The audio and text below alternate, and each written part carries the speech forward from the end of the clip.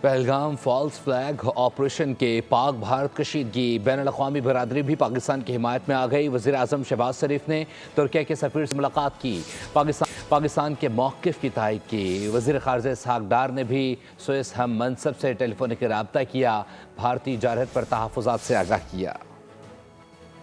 بھارتی الزامات مسترد، غیر جانبدار تحقیقات کا ایک بار پھر مطالبہ۔ وزیر اعظم نے دوست ممالک کے سفیروں کو پاکستان کے موقف سے آگاہ کر دیا۔ وزیر اعظم شہباز شریف نے سعودی، یو اے ای اور کویت کے سفیروں سے ملاقاتیں کیں۔ جنوبی ایشیا میں امن و امان کی موجودہ صورتحال پر گفتگو ہوئی۔ پہلگام واقعے پر وزیر اعظم نے بھارتی الزامات ایک بار پھر مسترد کر دیے۔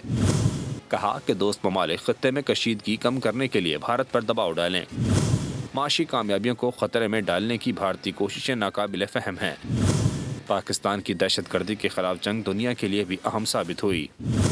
ہر شکل میں دہشت گردی کی مذمت کرتے ہیں۔